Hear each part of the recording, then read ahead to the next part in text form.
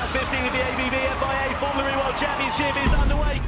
Jake Dennis up into third place. Oh, contact between the two. Cassidy's front wing's broken. Can I have some space, please? And he's missed it again as Jake Dennis. Mate, my attack mode doesn't work. Oh, Fenestraz. Mitch Evans who wins round 15, but Jake Dennis, he becomes the ABB FIA Formula E World Champion of Season 9.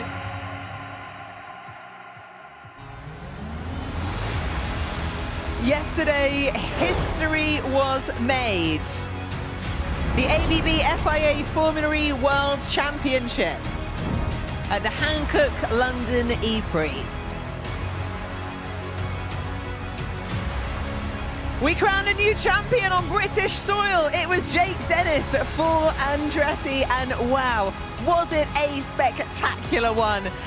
This is the final race of Season 9 of the ABB FIA Formula E World Championship, and we are ready to raise this roof once again. And I'm delighted to say that joining us along for the final ride of the year, we have former Andretti driver who knows Jake Dennis rather well, Oliver Askew, and someone who is very used to lifting extremely large and heavy trophies, three-time Indy 500 winner Dario Franchitti. I mean, gents, wow, yesterday, where do we even start?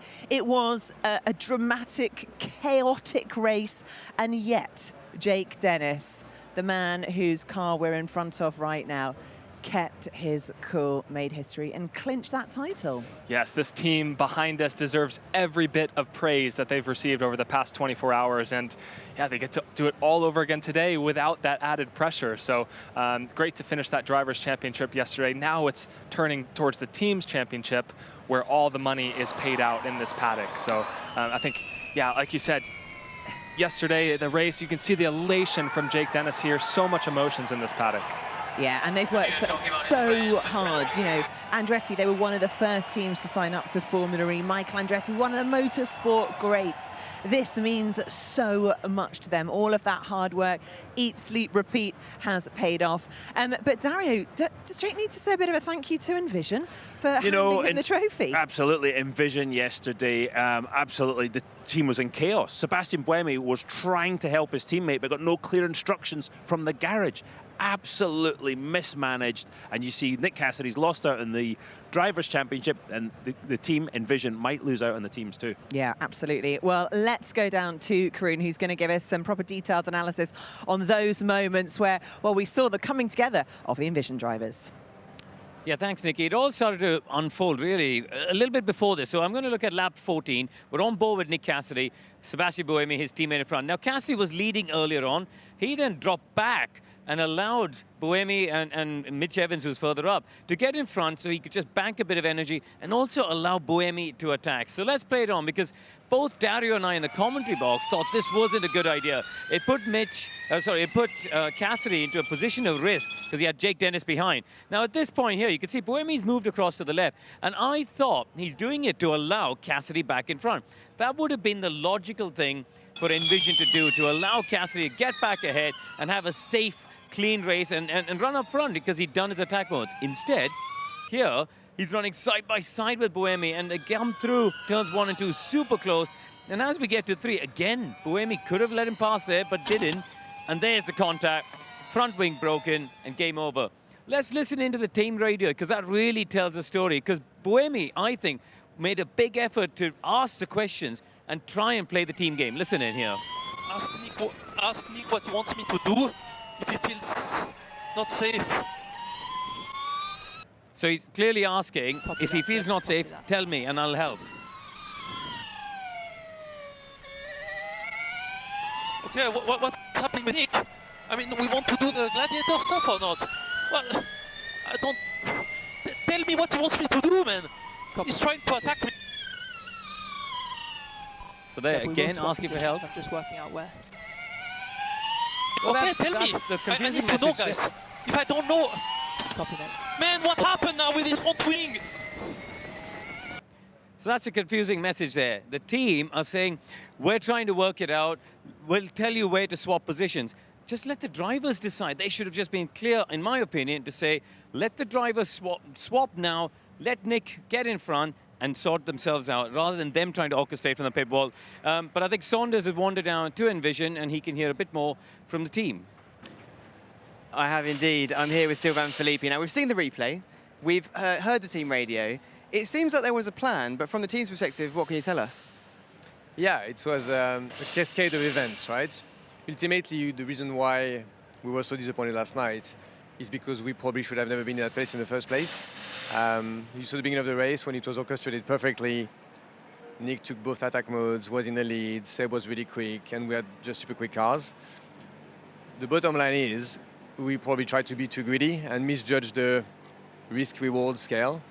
And by trying to orchestrate the drivers one more time, it basically dropped Nick back, further back. We then got overtaken by the title contenders, and that created tension that was not really needed. After that, as you saw in this track, it's a melee, all the cars are together. And when you have 12 channels going on at the same time, trying to organize and choreograph something over 3 or 4 corners, there's a bit of miscommunication. And this is what happened. So, yeah, the team, we take the blame as a team. We should have done it better. But the worst mistake was to be in that situation in the first place, for sure. Thanks for the insight, Sylvain. Back to you, Nikki. Thanks, Saunders. I mean, it's great to have the honesty there from the Envision team with Sylvain Philippe. Obviously had dramatic consequences, but there is still the opportunity to win the team's championship for them today. So how can they put yesterday behind them, come together as a team and deliver the results? And I should probably welcome you back, by the way. It's Chris Hoy, of course, legend, Olympic legend and world champion. So you know what it's like to be part of a team. Yeah, being part of a team, the winning team in sport isn't necessarily the team that has the best individuals within that setup. It's how they operate together as a cohesive unit. And we saw that yesterday, it all falling apart at Envision. But they have to put that to bed. Today is another day. There's still a massive, massive carrot dangling for them. To be the world team champions would be a huge achievement, but they have to be all on the same page. Yeah, easier said than done. Hopefully they had a big team bonding experience this morning. But ultimately, the reason that the team's championship is so important is because this is where the prize money is available. The Drivers' Championship is very much, just to take the spoils, but this is what really can make a huge difference to the teams for next season, obviously, if you've got bigger budget. But this is it. We're going into our final qualifying session of the season. Who will line up on pole position? Could Envision do it again? Well, we will find out in just a few moments' time.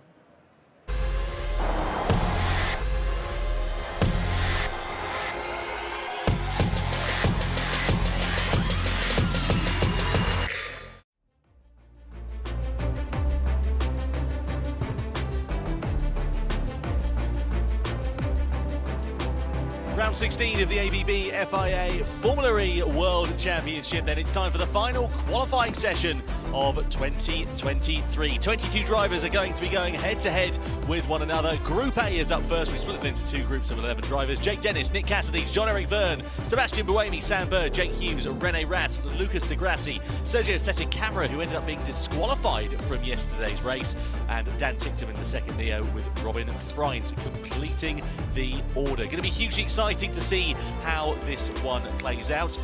If you're joining Formula E for the first time, first of all, welcome along. It is great to have your company. My name's Tom Brooks, alongside me, Dario Franchitti, here to guide you through the action. The only indoor-outdoor track on the Formula E calendar.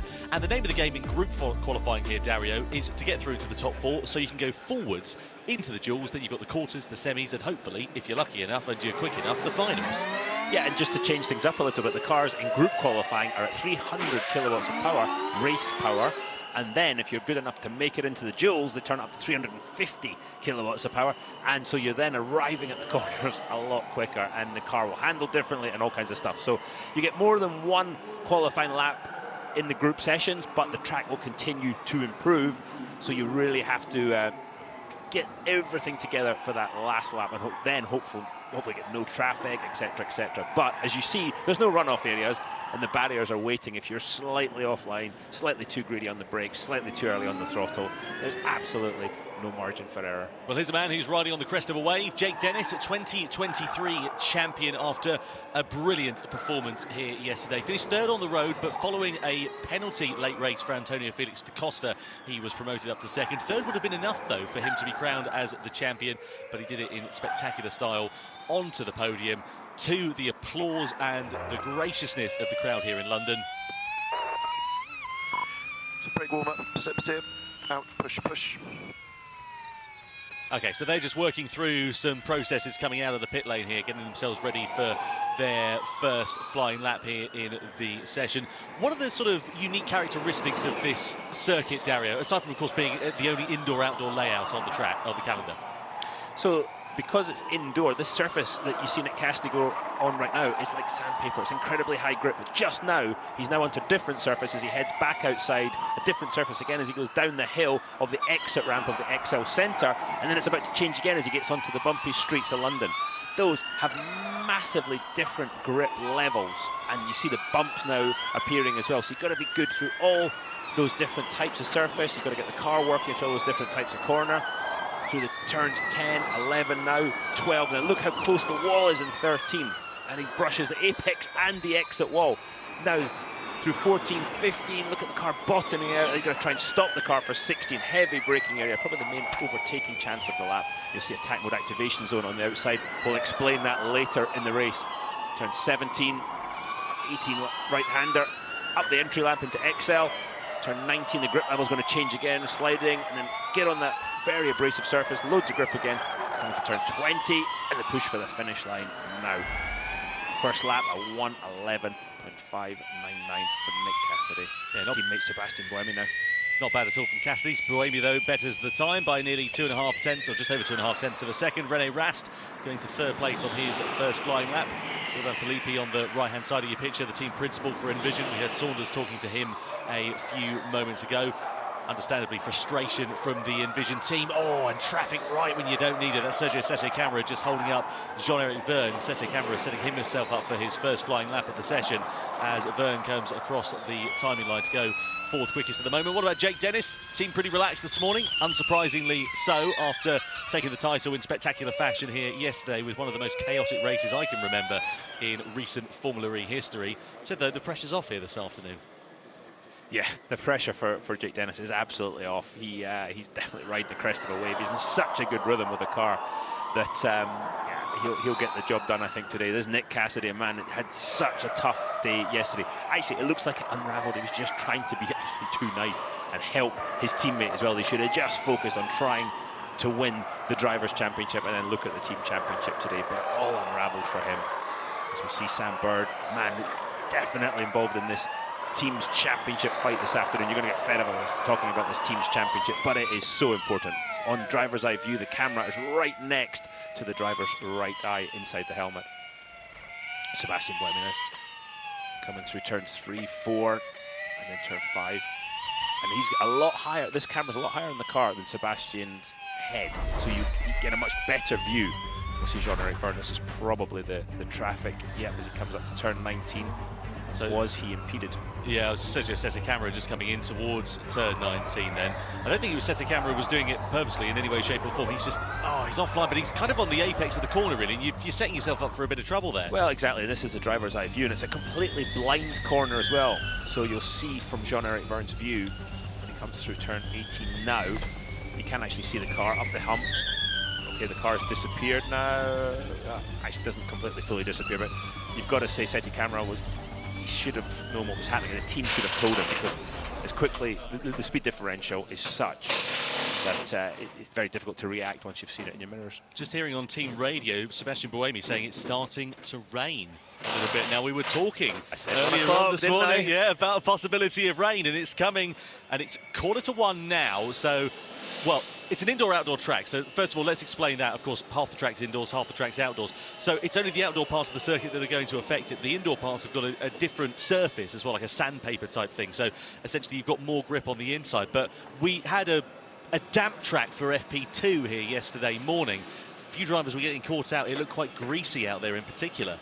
Yeah, the new surface in turn 16, 17, 18, that area was reprofiled from last year, so it's got a new surface which looks lovely and shiny, but is actually quite low grip, and especially when it rains. So if it does rain, it's going to get even more interesting. Oh, bit of oversteer from Robin Freins. And the Abs Cupra was 6th quickest. If it was me right now, I'd be pushing the team. Let's go, because otherwise, if we get caught with a downpour, we're in trouble. The radar doesn't look like it's showing too much at this point. Well, we'll keep an eye on things and see how it develops. Not particularly much of an idea of how much it's affecting the track, if anything at all at the moment. There's Thomas Biermeier, the team principal for Abs Cupra. I imagine he's got a few more frown lines on his forehead as a result of their 2023 season. It's not been particularly fortuitous for Abs Cupra, and so that continued yesterday with a double DNF following technical issues for both of their cars. They'd love to be able to go out on a high here, though, this afternoon as we watch Sam Bird making his way through in towards turn 16. This is where the attack mode will be activated in the race. If you're new to Formula E, hang on a moment. Reports of some small spots of rain. Do you agree? I guess we'll never find out what Sam Bird's thoughts there are as his engineer comes through. Hang on a moment, there we go. So we're safe on time, and we're also safe on traffic around us. So essentially what they're saying there, Dario, is your time's good enough at second. If there was a downpour and the track got a lot slower, Bird would be okay at this point. Or are they saying you're safe on time as far as you've got enough time to do the laps that we talked about? The Mahindra's getting slightly in Sam Bird's way in turn 2, compromised it just a little bit. Yeah, absolutely. Well, let's head down to Saunders, who's in pit lane, see what he's found for us. Yes, thank you very much, guys. I'm outside the Envision garage, and I just want to talk about that situation going on in the team standings, where we've got the Envision Racing team and Jaguar TCS Racing, who share the same powertrain, level on points in the team standings. Now, my understanding, having spoken to both teams, is that it is agreed that at this point, it's all teams for themselves. This working relationship they have up to this point to make each car stronger sort of goes out the window. It's now both teams are clearly good to go into the final race of the season and do what they can and see which one comes out on top. And there are 3 of those Jaguar-powered cars in this session alone. So let's see who makes it into the duels and keeps that dream alive. Thank you very much indeed, Saunders. So every team out for themselves in the title battle. Jaguar and Envision tied on points, just to remind you, in the team standings. Jaguar ahead of Envision on countback as a result of the win yesterday for Midge Evans. Just go back to my earlier point, I was talking about attack mode, and essentially if you're new to Formula E, attack mode basically gives the drivers 50 kilowatts more usable power during the race. They get 8 minutes of time to activate it, and they can split that over maybe 4 minutes and 4 minutes, 2 minutes and 6 minutes, etc. Depends on how they want to work it, but it gives them more power and, as the name suggests, an opportunity to attack other drivers and overtake. But there is also a time penalty, a track position penalty to using it, so that the tactics of when to use it to lose the minimal amount of positions is absolutely key and will be key in this afternoon's race because of the amount of energy that the teams are going to have in the battery. The race is 2 laps shorter than yesterday. You're going to see a more attacking race, so you're going to see the tactics of attack mode being even more key. Sebastian Buemi, as you see on screen now, in the Envision, has gone quickest of anybody through the second sector, and his teammate Nick Cassidy quickest of anybody in the first sector. Yeah, so this is where the push laps are now going to start to come in with just under 3 minutes remaining in the session. Nick Cassidy in the bottom right-hand side of your picture as well. We're looking at the 2 Envisions as Buemi comes around the final corner. Personal best in sector 1, sector 2 and sector 3. He goes fastest overall, 1:10.7. What about Cassidy? Is his response going to be anything near? He was fastest overall in the first sector. Personal best in the second sector for the Kiwi as he rounds it into the final corner. A couple of bites of the cherry into towards turn 20, but it's not cost him too much time. He goes 2/10 quicker than teammate Buemi. So at the moment, with just over 2 minutes remaining in this session, it's an Envision 1-2, but you can guarantee that order is going to be set to change. Just a reminder, top 4 from the group qualifying stages go through into the duels. Jean-Eric Verne across the line goes 6th quickest then in the DS Penske. What about Jake Dennis? Down in 10th in free practice 3 earlier on this morning. Flicks it into the left of turn 20. Aims for the timing line. Personal best for him, but only 6th quickest. He's going to have to do better than that for the team's championship. But he's... let's hear from him. No, Sam Bird actually. Okay. How safe are we? We are 2/10 safe at the moment. At the moment, I mean, that's a constantly moving target. Depends if it is actually raining outside, which we don't know because we're inside a building, inside a building. Such are the joys of commentary boxes. Personal best sector times coming in on this one for Jake Dennis. Now, Neil McLaren have had a torrid weekend so far. Special livery on their car here in London, designed in conjunction with AI. Spectacular looking machine it is, but Rene Rast very unlucky yesterday with an incident on track, then had to get the car fixed after a red flag was thrown. As a result of that, broke part firming rules, ended up at the back. Jake Hughes also got collected by Roberto Merri in his race as well, so they need to try and turn things around to have a strong end to 2023 after what's been a campaign that's had good performances and good pace, especially in qualifying, but hasn't necessarily delivered when it comes to the races. And we see the two Envision cars, one in the picture-in-picture, one in the big picture, as they're attacking. This is their last lap though, 40 seconds to go, so by the time they get to the checkered flag, this is it. Tyres are in their operating window. You've got to absolutely thread the needle now, push everything you've got, because qualifying is going to be so important for the race today. Sorry, Buemi with, personal best, and look at that, flirting with the wall on the outside of turn 13. Nick Cassidy, you can see him on the bottom right of your picture. Not fastest in the first sector, not fastest or personal best in the second sector. It's looking like either for the Kiwi. Let's see if he can try and pull it back as Buemi continues his ascension through the field. Not quite quick enough to overhaul Nick Cassidy at the moment, but as he comes through into the final sector, if he can have a last good couple of corners, maybe this will be an opportunity for him to try and upset things in Envision. He aims for the timing line. The checkered flag is out. It's a 10th of a second slower. He ends the session at the best of second place. I don't think Nick Cassidy, meanwhile, is going to improve either, but the man on the move at the moment is this man here, Sam Bird, as he comes through the second and final sectors now. Personal best in sector 1.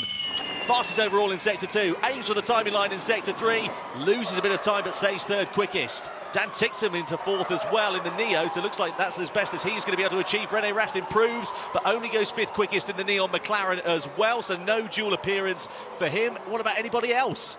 Dennis is one. He's sort of flirting with the top 4 to get him into the duels. We're going to find out then through the final corner for Jake Dennis. It's going to be duels or bust there for him. He goes 2nd quickest, fastest overall in the 3rd sector, personal best in the remainder of the lap.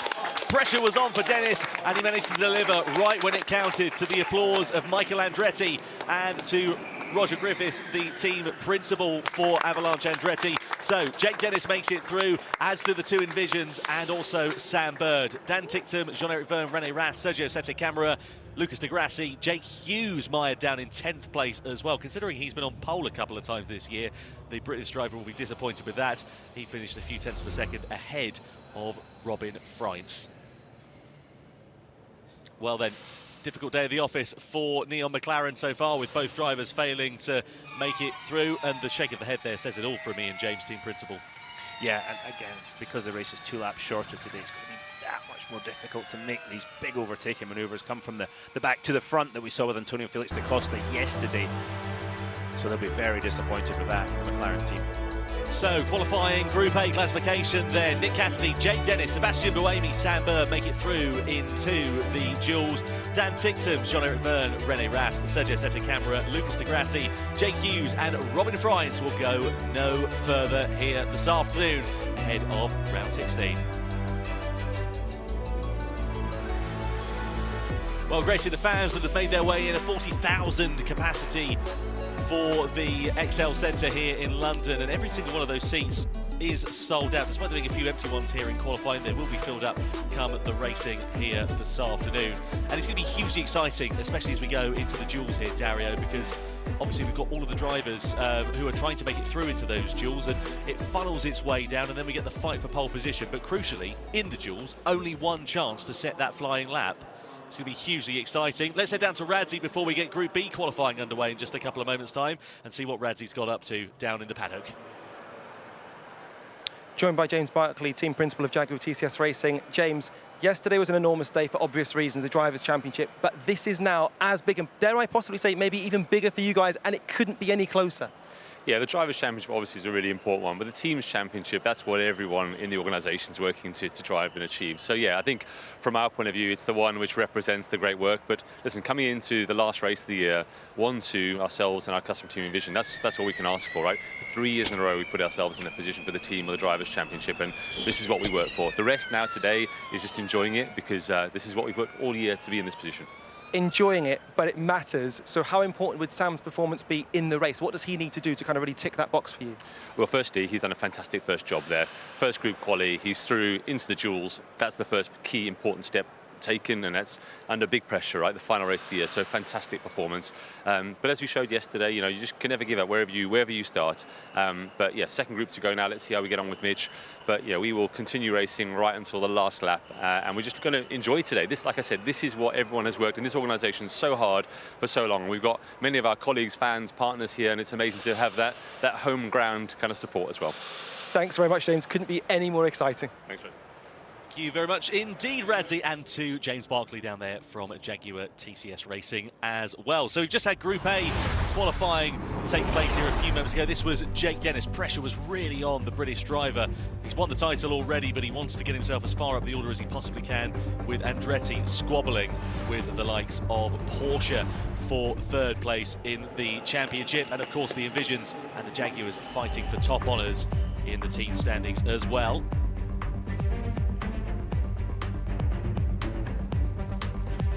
So here is the qualifying list for Group B. You can see Mitch Evans, Pascal Wehrlein, Max Günther, Antonio Felix da Costa, Norman Nato, Stoffel van Dorn, Eduardo Mortara, Sasha Fenestraz, Andre Lotterer, Nico Müller and Roberto Merri are going to be the 11 drivers who will be going head-to-head amongst one another as we look at some picturesque scenes of the London skyline here.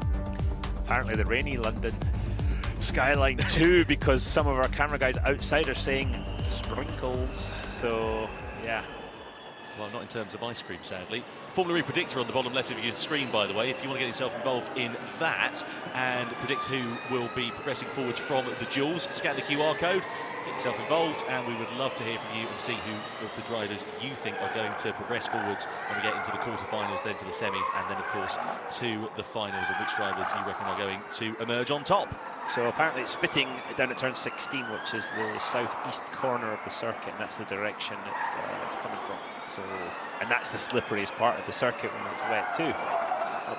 And as the drivers will be coming down there, the first thing they'll see is those spots on the visor, and that alerts them that there's probably going to be a bit less grip when they try and touch the brake pedal. You see there, track temperature 31 degrees, air temperature 20, 67% humidity, and a probability of rain of 19%. You can see a couple of spots of camera rain on the camera lens there down at turn 16 as well. This is where we saw Sasha Fenestraz have an almighty accident at one point here yesterday, and it's also where we saw drivers getting it wrong in the greasy conditions for FP2 yesterday morning. Robin French had a big shunt, didn't he, there? He lost the back end coming through the kink braking, because with it being less grip, you're actually braking earlier and you're still turning at that point. It's bumpy as well, and you saw Robin French had a snap of oversteer. The car turned hard left into the wall and did some pretty big damage.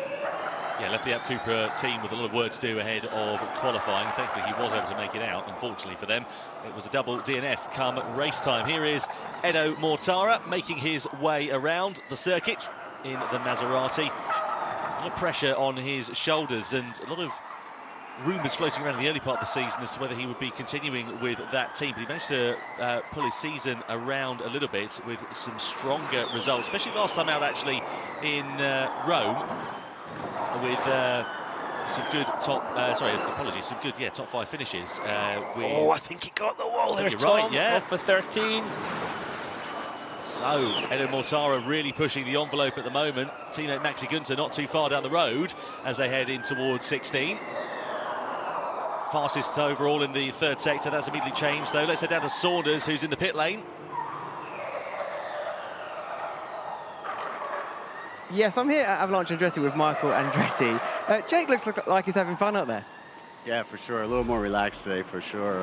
But, you know, what he just did there in that qualifying session says a lot about him. You know, that shows that he's a real champion. You know, he's still very focused and knows that he still has a race to win. So I was very impressed with that. So looking ahead to the race today, including this session that's going on right now, yesterday we saw a little bit of friction between yourself and Porsche. Have there been any discussions about the upcoming race today? Yeah, I think it was more misunderstanding than anything, and yeah, we had to talk about it, and no, everything's good. You know, we're here also to help them win a championship if we can. Thanks, Michael. Thanks. Keep pushing for the lap. Well, good to hear there from Michael Andretti. Thanks very much indeed for that, Saunders, and also from Mitch Evans as well. Just Tim's team telling him to keep pushing on at the moment. Evans sits at the top of the order, 1:11.058. See that snap of oversteer. That'll be the slick part of the track with the wet, but now you're trying to stop. Can he get it stopped under these slick conditions? Yeah, very nice for Max Günther. Yeah, he's looking pretty good out here at the moment, is Günther. He was fastest overall in the second sector on his last lap. He's up in fourth at the moment. He is through to the duels, and this is going to be really critical actually, because we're normally used to seeing the fast laps coming in at the end of the session. But if that rain continues to fall down, it's going to be the drivers who get the lap times in early. Yeah, and there's 3 drivers quicker than him right now, as it currently, as the timing screens move. Norman Nato now has gone first, so Mortara's now going first, with Mortara's now third.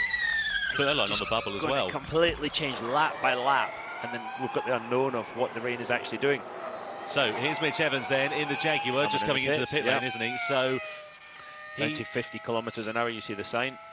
Yep. And we have a look at a replay here of Edo Mortara. This is going to be that snap of oversteer, I reckon, that he had. This is going to be... See the wheels, the back wheels off the ground. Yeah.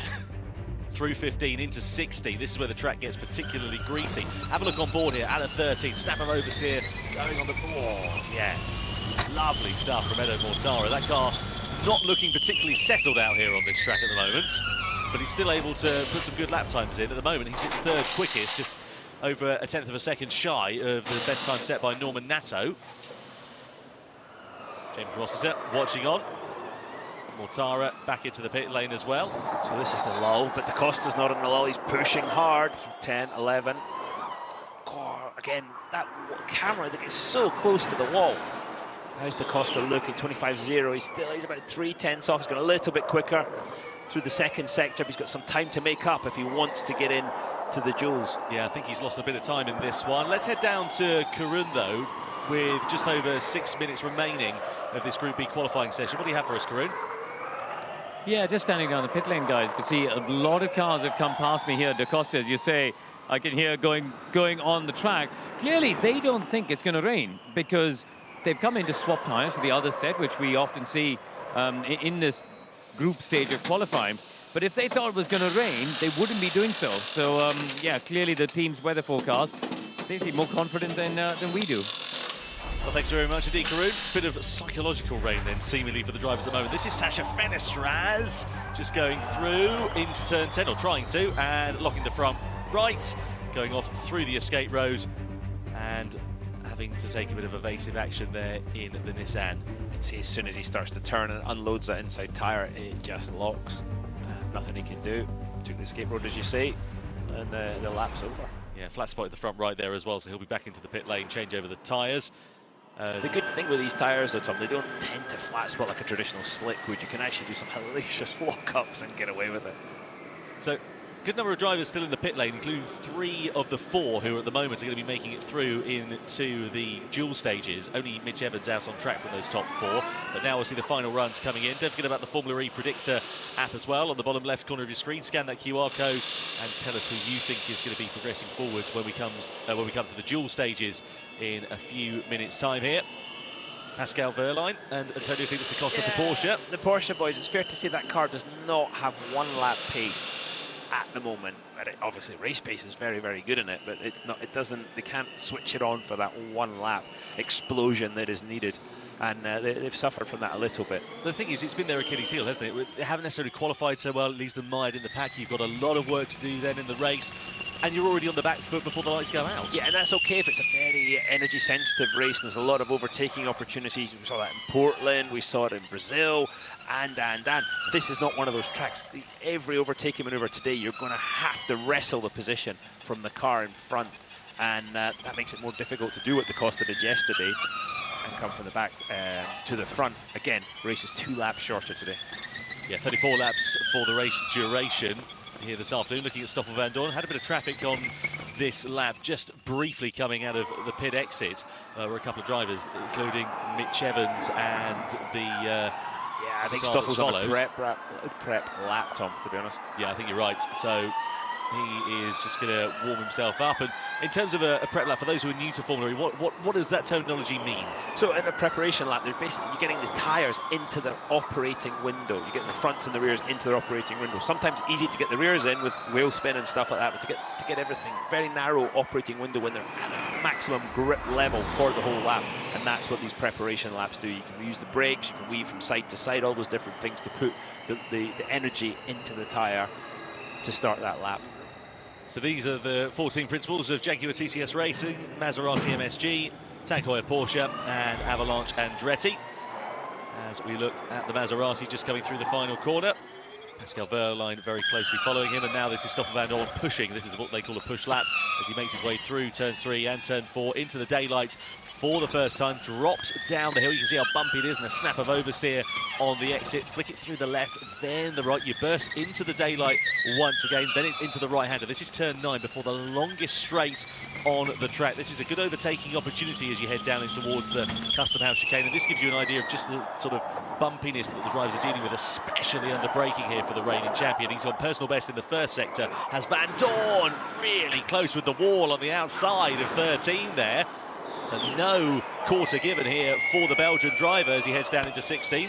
And right now, it's a really good sector for him, sector 2, and he's trying to go top of the timesheets, but you've got about 3 more corners, a little bit of traffic ahead as well with the Porsche, but I don't think it's going to be a factor. Looks like Da Costa starting his lap ahead of him. Oh, there's a bit of traffic possibly in front here for Stoffel Vandoorne as well in the form of one of the Porsches. I think that might be Felix Da Costa as Vandoorne goes across the line, goes second quickest. 2 minutes remaining of this session. What about Mitch Evans? Is he going to be able to improve from third at the moment? Max Günther's on a bit of a quick one here in the Maserati. He breaks the beam to the timing line, loses a lot of time in that final sector. Looks like he might have just backed off a touch.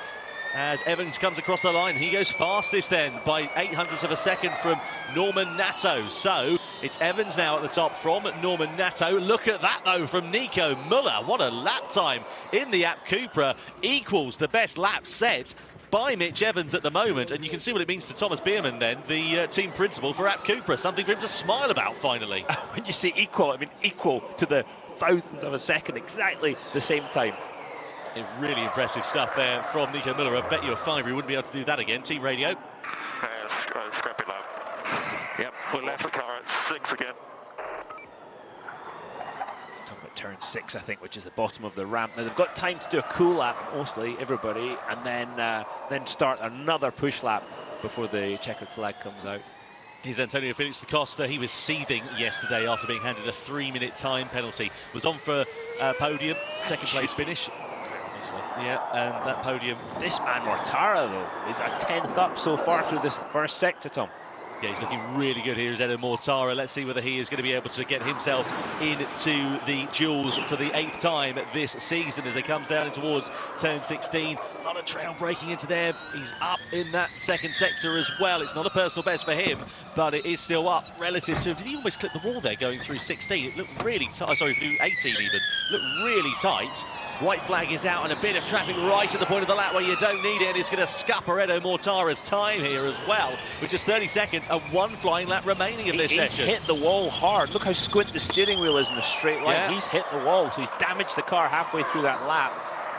Yeah, I think that was the left-hander of 17, so just before 18. I just had a feeling he might have clipped it on the inside. Did you hear the noise? I didn't hear anything, but yeah, that's a lot of times you'll hear the whack as he just clipped the apex. Roberto Meri in the Mahindra, tough baptism for him into Formula E this season. Took over the drive from Oliver Rowland halfway through the season. Yeah, let's see whether Meri's going to be able to improve in time as the checkered flag is now out. He does improve in time, but he stays 11th quickest at the moment. What about Antonio Felix Da Costa? 8th quickest for him for now. Really difficult qualifying. It's not looking good, and it is an improvement in time, but it's not an improvement in position. Norman Nato through 20 then. He backs off on this final flying lap. 3rd quickest is the best he can aim for. And we're hearing more rain outside. Maybe that's why we're not seeing these laps go a bit quicker, but saying that, Wehrlein up, Evans up as well on their best. Yeah, let's see what the rest of the drivers are going to be able to do. Pascal Wehrlein aiming to the line, goes 5th quickest, but just misses out on the duels then. Maxi Günther, can he improve in the Maserati? He can, but it's only 8th for him at the end of the session. Evans goes across the line and improves in time by a few tenths of a second to stay quickest.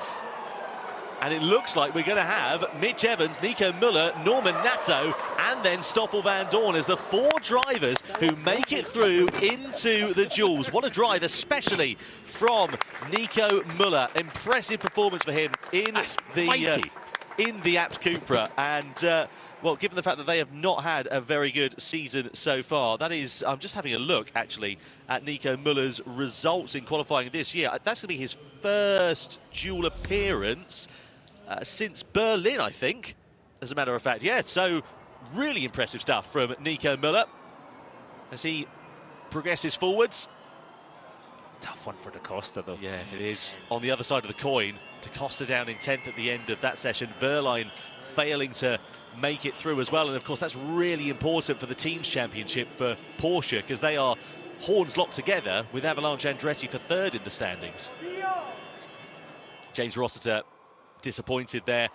Slight mistake from Edo Mortaro when he clipped the wall on what was going to be his quickest lap of the session. That would have elevated him surely up into the duels. Let's have a look at the final qualifying classification then for Group B. Mitch Evans for Jaguar, Abt Cupra's Nico Muller, Nissan's Norman Nato, and DS Penske's Stoffel Van Dorn make it forwards into the duels. We say goodbye to Verline, Mortara, Lotterer, Gunther, Fenestras, Da Costa, and Roberto Merri here this afternoon. So the duels are about to begin here in London for the final time this season. Let's head down to Nikki and the team and get the latest as the rain begins to come down. Well, as you can see behind me, the Porsches are going back inside the garage. They're going to have to really regroup, have a bit of a briefing there, because neither of the Porsche cars have got through to the duels, which is, well, it's a massive setback when it comes down to the Teams Championship for them. I mean, and in the race, of course, you want to bring home the points. But this is the problem, because all of the big competition, Andretti, Jag and Vision, they're all through. Yeah, it's the battle of the sister powertrains. It's Porsche versus Avalanche Andretti, and then Envision versus Jaguar. So very interesting battles here going into the race. And Jake Dennis is the only Porsche powertrain driver to make it to the duel. So right now that's continuing to be a one-man show, putting the team on his back. And crucially, they're fourth in the Teams Championship, just a couple points away of this factory Porsche team behind us. There wasn't quite the pace yesterday as well in that one lap pace that we saw at Porsche, but they did have it in the race. So can they claw their way back up? With the faster pace that we're expected to see this afternoon, it's going to be even more difficult to overtake. So thus qualifying be right now more important than yesterday. But as we know, as we see from yesterday's race, anything can happen. Well, there is some good news in the pit lane after that session. Let's go down to Saunders with Thomas Biermeier. Right, yes indeed, here with Thomas Biermeier at the Cooper Garage. Now you must be a happy man, because Nico Muller's into the duels and it's starting to rain outside. He did a great job. It was a fantastic lap, to be honest. Our target for today was that we want to finish the season with a positive result, and the duels is already a positive result for us. Okay, well, this is a great place to be. Obviously, we've got the duels to come. Regardless of how that goes, it's a great place to start a race, potentially, where rain is forecasted. And we only have to cast our minds back to Berlin and seeing how good you guys were in the rain in qualifying. Yes, if you don't have the quickest car in dry conditions, maybe you need sometimes some rain, and hopefully it stays now wet. This would be good for us, and then everything is possible. But we saw yesterday, it's a unique place here. Everything can happen. We have to survive first, and hopefully we see the checkered flag with some points. Well, we're very much looking forward to see what you can do in the duels and then the race later. Back to the commentary booth. Thank you. Thank you, Saunders. Thank you, Thomas. Good to hear some positive news from the Abt Cupra camp here this afternoon. Some super slow-mos just before the rain began to fall here at the ExCeL in London. It really is going to be a bit of a twist in the tail ahead of the duels here this afternoon, which will be underway in just a couple of moments as we look at Mitch Evans on a quick one.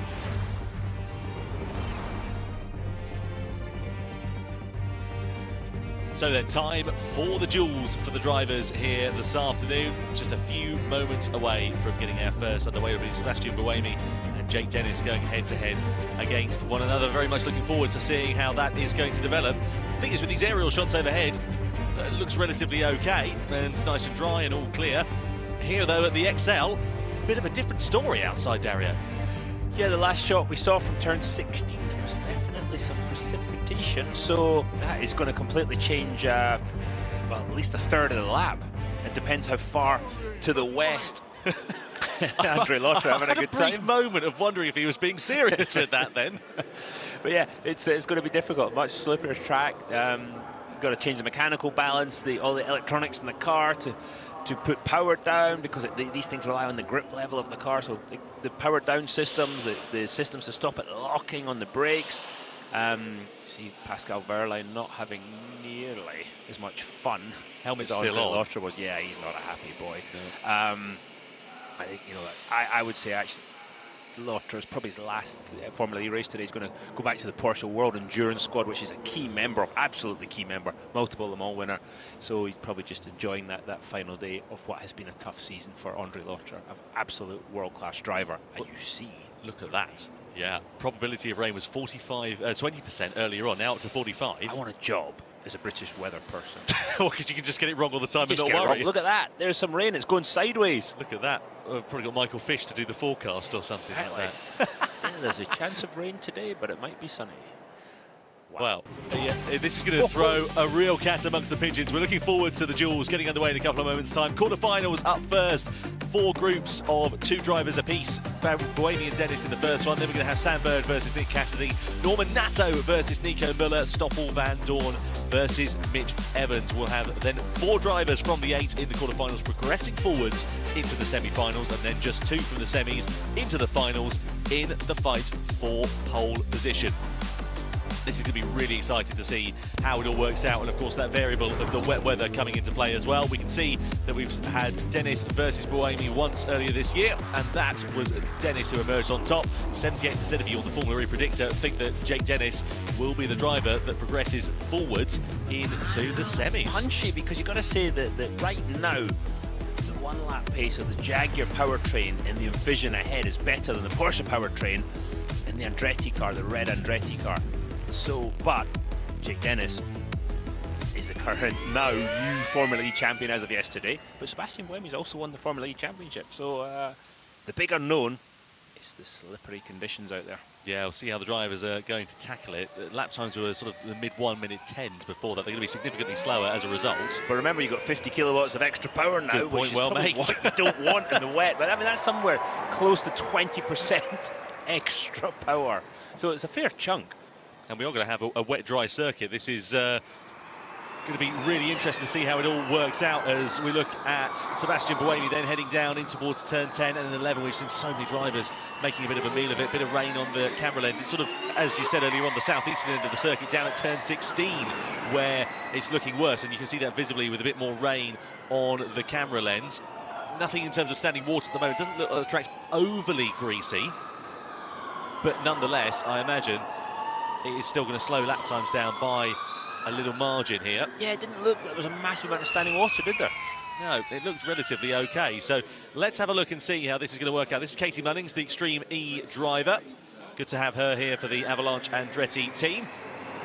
As Cassidy comes across the line then to begin, sorry, Buemi comes across the line rather, I should say, to begin his first and only flying lap, slightly wide at the apex of 1 there. That sent him a little bit offline into turn 2. Yeah, but that's normally the line that they carry so much speed through 1, but that obviously sacrifices 2. You can see now the car's become less responsive as he gets onto the less grippy surface outdoors, and it's about to get less grippy as he gets into the part of the circuit where there's a bit of precipitation. So Buemi going ahead. Yeah, he is just by 1/10 of a second over Jake Dennis in that first sector. Well, that's in terms of the mini sectors at the moment. Will Dennis be able to claw it back as he comes through for the first proper full sector of the lap? Buemi threading the eye of a needle through the chicane, really close to the wall on the outside of 13. He's extending that advantage now over Jake Dennis, but the middle sector of the lap is where we could see things changing hands. But Dennis with the Porsche powertrain, the Jaguar powertrain of Sebastian Buemi, looking the stronger of the 2 at the moment, and that Envision car dancing his way through the final series of sectors. Over the rise we go in towards turn 19 and turn 20. Is Buemi going to knock out Jake Dennis in qualifying here? Dennis is catching in the middle sector. He's gone pretty well there as Buemi comes to the timing line. It's going to be a 1:10.604, so pretty good comparative to the fully dry times that we had earlier on. The rain doesn't look like it's affected track conditions too much. Now. Dennis is really on top of Sebastian Buemi as he comes in towards turn 20. Are we going to see an upset here as Dennis comes to break the beam? It's going to be mightily close, but Dennis does it by 18 thousandths of a second. He knocks out Sebastian Buemi just when you thought it was all over, and so Buemi had it in his back pocket. Dennis with an absolutely superb couple of final sectors as he overhauls Sebastian Buemi. The Envision team are out, and of course this is going to have a knock-on effect for his starting position, but also the team's championship fight as well. Confidence of the champion. He's absolutely right in the crest of a wave. Watch him here as he brakes for turn 10. Look at the head, looking through the corner as much as he possibly can.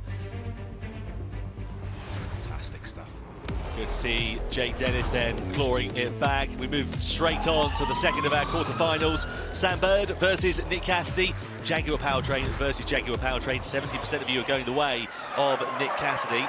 This is Bird's first appearance in the duels at the London XL, and he will be seeking to reach the duel final for the third consecutive race. He actually lost the last two finals though, however, as Cassidy in the second Envision comes across the timing line down in towards turn 1. All nice and smooth through there for the Kiwi. What about Sam Bird as he continues on a bit further up the road? Cassidy with a little bit of an advantage in that first sector already over the British driver. The hometown hero would love to put on a show for the home crowd here. As he did he go to the wall there on the outside of 13? It was mightily close, and I think he might have just kissed it. And that's going to cost him a fraction more time. He is still catching Nick Cassidy, though, as he heads down in towards turn 16. Let's see what Cassidy's next sector time is going to be relative to Bird as the British driver comes to the final sector. And Bird, yeah, he has lost time relative to the Envision. So it really looks like it's getting more slippery out there, Tom. Just watching Nick Cassidy further behind on the lap. Yeah, let's see what Bird does then. 1:10.519, so that's the quickest time we've seen in qualifying so far in terms of the duels. What about Nick Cassidy? Is his answer going to be faster than that? He's 0.3 of a second ahead of Sam Bird as he comes into the final couple of corners. Let's see whether it's going to be faster than Bird at the checkered flag. It is. It's a 1:10.228. So Nick Cassidy progresses forwards into the semi-finals. We'll have a Dennis Cassidy showdown in the semis later on here this afternoon. Well, that was really important, but the customer Jaguar makes it ahead of the factory Jaguar. Yeah, but it's all to play for. There's no team orders between customer and manufacturer at the moment in the team's championship. Just looking here at Nick Cassidy on his flying lap, a 1:10.228, despite the fact that the rain has kind of flirted with coming down. It hasn't really affected track conditions too much, though, because that's one of the quickest lap times we've seen all day here, actually. Yeah, exactly right. So we move on to the third of the quarter-final duels. Norman Nato versus Nico Müller. Nissan versus Abt Cupra. Nato has lost in the semi-final on all previous 3 duel appearances. Here in the quarter-finals, though, he's going to be able to overhaul Nico Müller's Abt Cupra. Only the second time that Müller and the Abt Cupra team have made it through since Berlin earlier on this year. As we look at Müller coming down towards the first corner. I'd say these are the two surprises that made it into the duels. Fantastic job, both by Nico Müller, Norman Nato, the Nissan team, the Abt Cupra team to get in here, and they're going to be trying to make absolutely the most of this today and try and pull a big result out the last race of the season. Almost like he was struggling a little bit with understeer on the exit of 9 there, did Norman Nato, just coming onto the back of that straight. He's still got enough of an advantage over Nico Müller. Just kisses the wall on the outside of 13. It makes me brace myself every time there. As he comes down in towards 16 here for Norman Nato. Managed to get Nissan's only podium back in Rome earlier on this season. Fighting and soaring his way at the steering wheel, but Müller's pulling it back here in the second sector. Nearly 0.2 is the deficit that he's got to pull back over Norman Nato, and Nato with a good final sector, but a bit of oversteer out of 19 there. Might cost him a 1/10 of a second or 2 as he comes to the timing line. What is Norman Nato's time going to be? It's a 1:10.493. Nico Müller comes through into the braking zone of 19, into the right-hander, flicks it into the left of turn 20 and aims for the timing line. Is Müller going to have an answer in the Abt Cupra? Don't think he is. He closes the deficit down, but it is going to be Norman Nato that moves forwards into the semi-finals here for Nissan.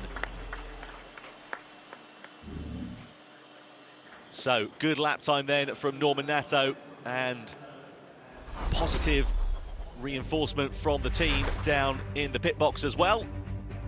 The car looked a little bit on edge at some points throughout that lap. It wasn't the quickest that we've seen over the course of the duel so far, but crucially not the slowest there either, actually. No, absolutely right. It was an interesting point when he came through 19 and he got big oversteer, which is not what you would expect on that high grip indoor surface. Over to the fourth of our quarterfinals, the final of the quarterfinals, if you will. DS Penske's Stoffel Van Dorn, the outgoing champion, versus Mitch Evans. Wow. Well, there we go. Harsh predictor vote. I mean, Evans did win yesterday. Right then. We're going to start the lap and then we're going to go to a split screen afterwards. Obviously, there's a time delay between them both. Yeah, let's have a look. So Evans here just stuck behind the Norman Natto's Nissan. So coming across the timing line then is Mitch Evans in the Jaguar TCS racing machine. Stoffel Van Dorn a little bit further up the road. Just coming through 5 and 6, running down the hill into the daylight very briefly. Van Dorn just a fraction behind Evans. And look at that snap of oversteer out of 9. Did you see it dance both ways? The back went out to the left, out to the right. That just shows the torque of the electric motor and the lack of grip. But Evans fractionally up the road, but I do mean fractionally, through sector 1. These cars dancing around, sliding like a dog on a polished floor down in towards turn 16 here for Stoffel Van Dorn. Is he going to be able to overhaul Mitch Evans? It's the Jaguar with the advantage at the moment. Look at that, couple of corrections of the steering just coming into 16 there as well. He's not looking as comfortable with the car as Mitch Evans is, as you can see him on the right-hand side of your picture. Into the final couple of corners, Van Dorn closing a little bit, coming in towards the third and final sector. As he aims for the timing line, what's it going to be as the checkered flag comes down? It's a 1:10.376 for the Belgian driver, the 2022 champion. Good lap. Really good lap, actually, as Mitch Evans comes through into the final turn. He aims for the timing line as the checkered flag waves. Is Evans going to be able to do it? He is by 2.39 of a second. So it is Mitch Evans who progresses forwards into the semi-finals. So in the semi-finals, we'll have Dennis versus Cassidy, Natto versus Evans. Really impressive lap time that from Stoffel Van Dorn. That car, despite the fact that it was dancing around all over the place for the majority of the lap, he managed to wrestle out a really strong performance. But yeah, but Tom, how strong does Mitch Evans look in that Jaguar? Unassailable at some points. Phenomenal job yet again. Let's have a look at some super slow-mos here of Mitch Evans just riding his way over the bumps. It's interesting to see some of the cars losing contact, the tyres losing contact with the ground. Some of them ride the bumps slightly better, but unfortunately they're not, for them, they're not riding it quicker than the Jaguar. That setup on the Jaguar is working ever so well, both the powertrain and the mechanical setup of that car. Well, Stoffel Van Dorn's lost his last 3 quarter-final appearances, and sadly that becomes a 4th for him this season. So Dennis and Cassidy in semi-final A, as it were, and then semi-final B will have Norman Natto versus Mitch Evans. 2 of those drivers will progress forwards into the final in the fight for pole position. It'll be really interesting to see how that works out as we get ready to see what is going to happen here in London ahead of round 16.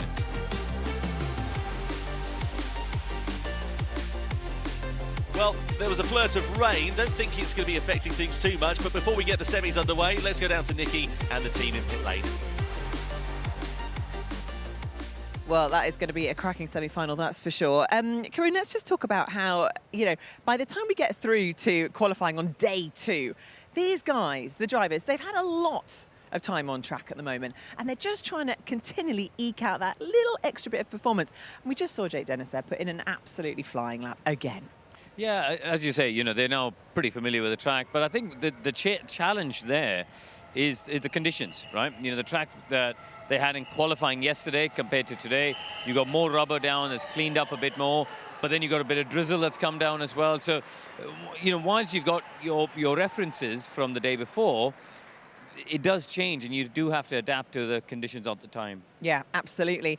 And so Chris as well, you know, you're used to having to come back, repeat the performance of what you've just done before, and yet better it every time. How do you approach that from a mental ability and aspect? I think you try not to look too far ahead. You try to focus just on what you're about to do. And, you know, when it's a long weekend, when you've got a huge amount on your plate, you just have to focus on the here and the now.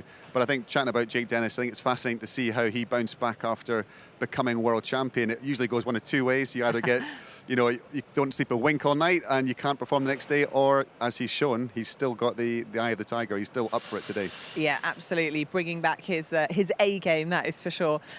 So what are we going to predict for pole position? I mean, it's going to be super tight, I have to say. I think Evans is you know, driving well, but Dennis has got the confidence, and the shackles have come off, isn't he? He doesn't have the the baggage weighing him down of trying to fight for the championship. So he's free to go. Yeah, absolutely. And it is the opportunity, of course, for you guys to get involved with the FE Predictor. Who do you think is going to win today's race and qualifying, of course? Do get involved.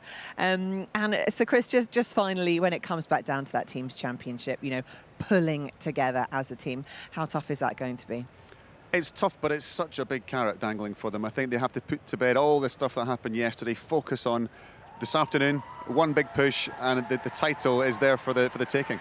Yeah, absolutely. It's going to be hard not to think about what's going to happen at the end. They've got to focus about, you know, what's in hand. There is still so much to play for. That team's championship going right down to the wire, and qualifying will obviously have a critical effect on that result. To the plaudits of the crowd here in London. Sadly, didn't make it through from the quarterfinals. Looking forward to see how he will get on under racing conditions a bit later on here this afternoon. So 5 minutes to go until the semi-finals will get underway. It'll be Jake Dennis versus Nick Cassidy, Norman Nato versus Mitch Evans, and then only 2 of those drivers will move into the finals in the fight for pole position. In a bit of housekeeping, actually, after 13 races without a winner from pole, we've now got the top 3 in the championship, in the duel for the semi-finals for the 3rd race in succession. Just going to ride on board here with Nick Cassidy, Dario. This is his on-board lap from the duels a few moments ago. Talk us through what's happening here. Just watch how quickly the car changes direction on this high grip surface through turn 2. Got to set back up for 3, keep it a little bit tighter on exit of 3 because you're immediately turning into 4. Outside now onto a different surface, another different surface down the hill of the ramp. Turn 6, quick flick to the right, 7. Trying to get the power down through 8, stay over to the left because 9 is immediately upon you. Big bump at the apex, back to full throttle. Watch for the car sliding, there you go, over the bumps as he comes up to look now for the braking point at 10 over those bumps again. To the right, to the left, using as much of the curb as possible. To the left, and then there's a wall on your right. Right out to the exit walls. The car's just dancing again over those bumps, trying to put all 350 kilowatts of power down. Braking, and snaps an oversteer into 16. Got the apex, well done, Nick Cassidy. Back over to the right for the left-hander. 17 straight into the right-hander, 18 again, and now a different surface. Up the hill, watch for the cars to go airborne. There you go, braking heavily. Halfway through the corner, back onto the high grip surface. Get to the throttle as early as possible. Maximum traction, out to the finish line. And there's your lap. Really impressive stuff from Nick Cassidy. He was the second quickest, actually, of the drivers who set a time in the quarterfinals. Of course, the other man being Mitch Evans, who was just about a 1/10 of a second faster. Anyway, duel's about to get underway in the semi-finals. Let's head down to Radsea with Sam Bird. Sam Bird, a big day, not necessarily for yourself alone, but for the entire team Jaguar. How are things there? Because this could not be any closer than the team champs. Yes, it's interesting, isn't it? Because we've got all 4 cars, all 4 Jaguar cars making the duels. Got Nick and Mitch, who look like they could progress through to the final against each other. Me and Seb, I think, will be lining up next to each other on the grid as well in like 5th and 6th. So, yeah, could be interesting. Does that mean there's almost a mini battle potentially with you and Seb, where it's actually not necessarily about guaranteeing points, but guaranteeing that you're ahead of him? Yeah, but if Nick wins, then I've got to do more against Seb, and if Mitch wins, then Seb's got to do more against me. So that is taken that Mitch comes second or wins. What you're basically saying, it's going to be very exciting. Yeah, watch this space. Race well today. Cheers, thank you. With a smile on his face, looks like he's come into this final race weekend with a positive mental attitude. But obviously there is a huge amount of pressure on him to perform today. Yeah, listen, he did a good job yesterday. He was in that fight, wasn't he? And then got caught up in Buemi's accident down at the penultimate corner. But I think he's actually driven well this year. I think he's been a bit unlucky at times, but I think he has bounced back from a very tough season he had last year, and he's driven well. And you know, the points don't really reflect the pace and speed he's had across the season.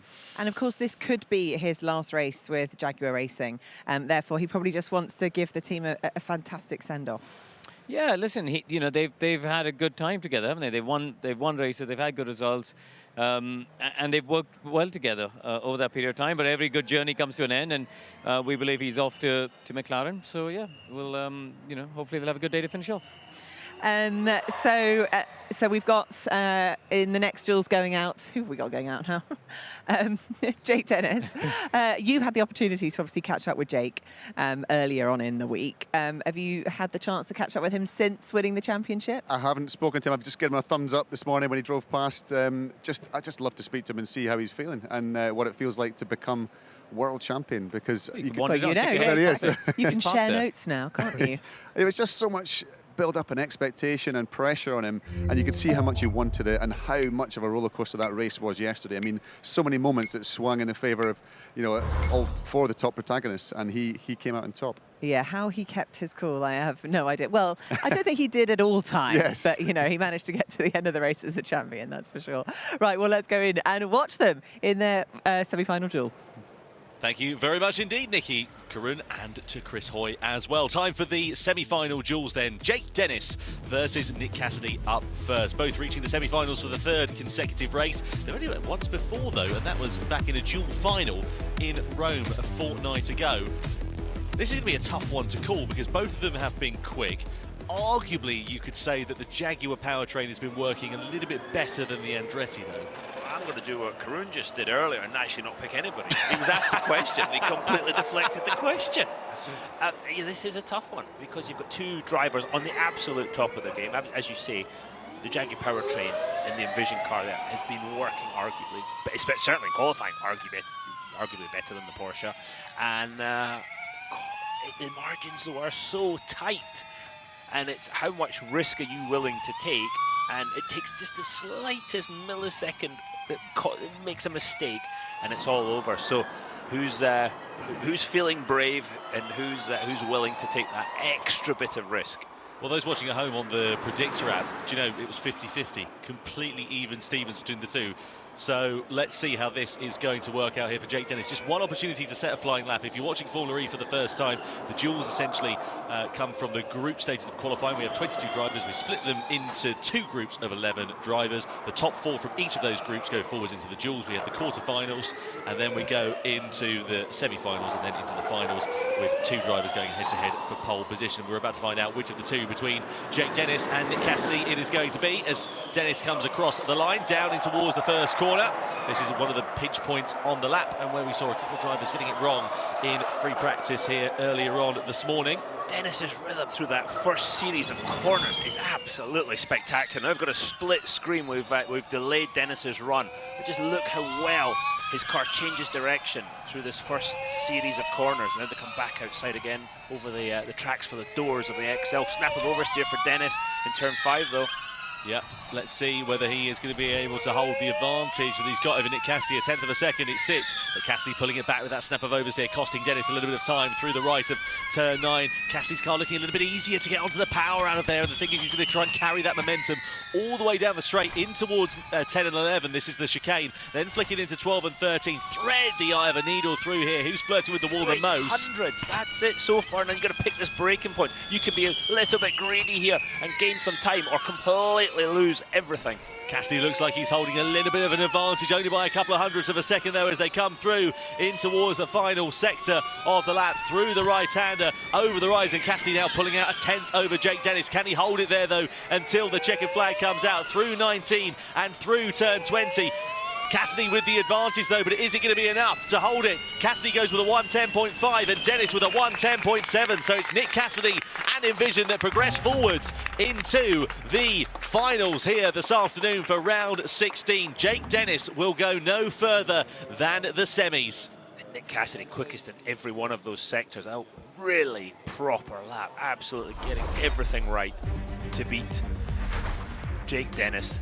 Seems to soak up that pressure like an absolute sponge, doesn't he? Look at him riding the curbs here, just as I said earlier on, threading the eye of a needle through that. I can't imagine what that must be like from a driver's point of view with such a limited margin for error. Right, semi-final 2 then. Norman Nato versus Mitch Evans, and unsurprisingly, given the fact that Mitch Evans has been on top form here and actually set the pole position time here yesterday and would have started there but for a grid penalty, he gets 93% of the predictor vote. 7% of you reckon that Norman Nato will be able to overhaul the Kiwi. Tough one for Norman. The performance just has not quite been there this season with the Nissan, but they will be delighted to have just made it to the duels, I think. It's Mitch Evans now has crossed the timing line, picking out that braking point for turn 1. Carrying maximum speed, sometimes a little blip of the throttle between 1 and 2.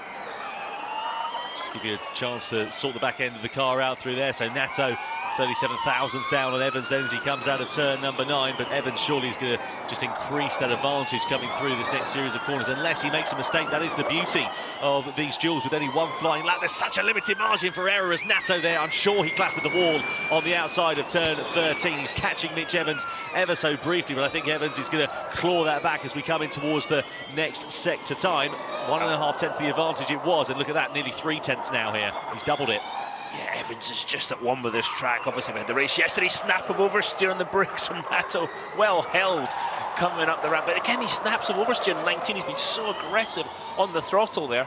Norman Nato to the timing line, then a 1:10.514 for him. Mitch Evans increasing that advantage to nearly 4 tenths of a second as he heads into the final couple of corners. Surely, unless anything goes tragically wrong through 20, which it doesn't for Mitch Evans, it's going to be a progression forwards to the finals for the Kiwi, and it is. So it's Cassidy versus Evans once again in 2023. And delight for Jaguar then, as Evans makes it through. But Norman Nato was quicker than either Jake Dennis or Nick Cassidy in the other semi-final. So he's going to start from the head of the second row of the grid in 3rd place. Great job, Norman. I mean, that was very impressive. But Mitch Evans is just on a roll, isn't he? Yeah, he's been really impressive in qualifying as Norman Nato this year. That's his 4th now, start in 3rd place. So 3 points for pole position. We've got 1 Jaguar and 1 Envision in the final. And that whoever qualifies on pole is now going to then take the lead of the team's championship again. Yeah, this is really going to swing things, isn't it? I'm looking forward to seeing how this is going to work out. So, quarterfinals, we saw Dennis, Cassidy, Nato and Evans going through. From the semis, Cassidy and Evans then go for an all-Kiwi showdown ahead of the final round of the ABB FIA Formula E World Championship. And as Dario rightly pointed out just a few moments ago, it is going to be crucial in terms of the team's championship. Envision and Jaguar tied on points, 268. So whoever gets pole position will take 3 points forward and give them the lead of the team's standings here this afternoon.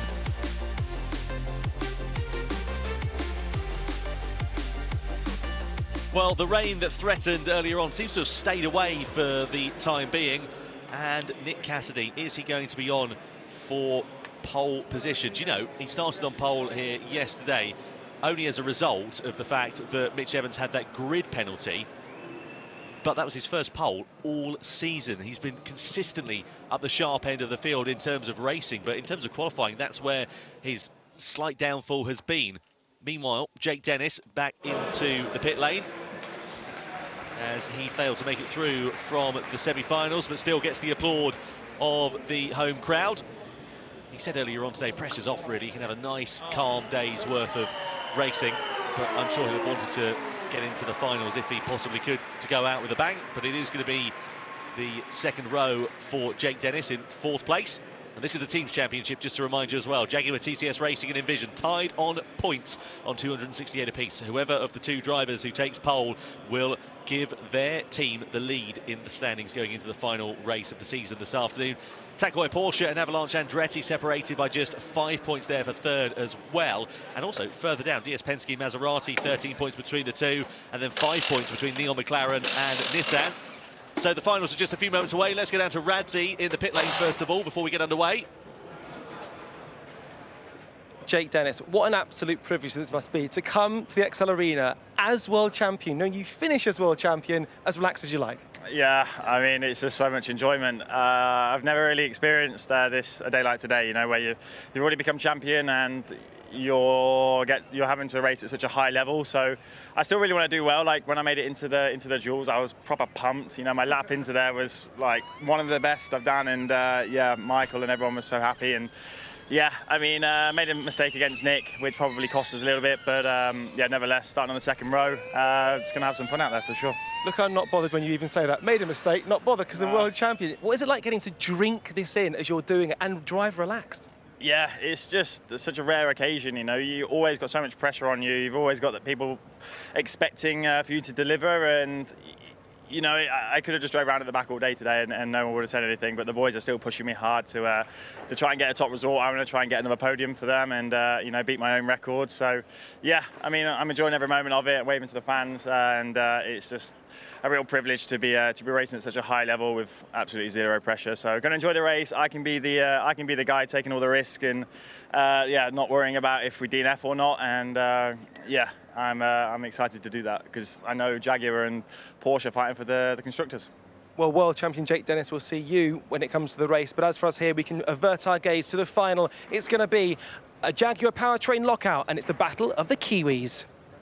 Just moments away then from deciding who is going to reign supreme in the final battle for pole position of 2023. It's a repeat of yesterday's final, Nick Cassidy versus Mitch Evans, but a lot riding on it in terms of the team's championship. As we mentioned a few times already, Jaguar and Envision tied on points at the top. 3 points are awarded for pole position, so whichever of the two drivers.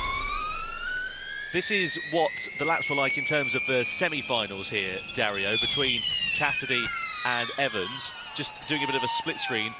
So this is like the mock exam, isn't it? Yes, exactly. Are you going to be marking them? Yes, absolutely, every time. Report to the headmaster's office. Yeah, a bit more understeer from Mitch Evans on the right-hand side of the screen, just through turn 5. This is turn 8 now as they accelerate out. Critical corner coming up turn 9. Yep, so coming out of turn 9 up in towards turn 10. Really interesting to see there going through the final series of corners there. So Nick Cassidy there just threading the eye of a needle. As we then cross back to Mitch Evans coming in towards 15 and then turn 16. This is where it's so bumpy under braking. I will say that these drivers, both of them, incredibly smooth on the controls, on the wheel, on the steering, on the throttle, on the brake. And they're so accurate with their car placement too. There's a reason they're in the final. Yeah, through in towards the final series of corners as they come over the rise into the left-hander onto the ultra-grippy inside surface. On that occasion, it was Mitch Evans who reigned supreme, but let's see whether he is going to be able to do the business this afternoon and claim what is technically a second pole in succession. That grid penalty that he had yesterday really put him out of contention and down in 6th on the grid. Let's head down to Nicky before we get the finals underway, however. It is quite remarkable to see both of those drivers back in the final. And not only are they intense competitors on track, but they're also the best of buddies off track. I mean, Oliver, you actually had breakfast with them this morning. I would love to know a bit of insight. What was the conversation? I had breakfast with Mitch Evans and Antonio Felix da Costa, and you could clearly see that contrary to Jake Dennis's day, you know, there's still a lot of pressure on those two drivers to perform with for their teams. And yeah, having Nick Cassidy and Mitch Evans go out there for the final now, both good friends, both from New Zealand, and I think they could be teammates next year. So as a racing driver, that has to be in the back of your mind. You know, you want to beat your teammate and set the tone going into next year. And yeah, of course, there's a lot to play for here. It feels like Mitch Evans, though, he's got so much momentum at the moment. Obviously, after yesterday's win, he also had those cracking performances in Rome. I mean, how important is that to build on the confidence from yesterday into today's race? Yeah, definitely. Mitch Evans, he's a guy who leaves nothing on the track, leaves no stone unturned. And yeah, you can see it in his eyes this morning that, yeah, he definitely had a job to focus on today, and yeah, he's going to go out there. The Gen 3 car around this track right now just looks so impressive now with the grip being laid onto the tarmac, and the rolling speed through the corners, especially through turn 16, is really impressive. Well, we've seen both the cars going out on track, so let's take it away. The final of this season. For the second race in succession and the second event in succession, it is Mitch Evans versus Nick Cassidy in the fight for pole position here in London for the last round of the 2023 ABB FIA Formula E World Championship season. This is how the duels have played out thus far.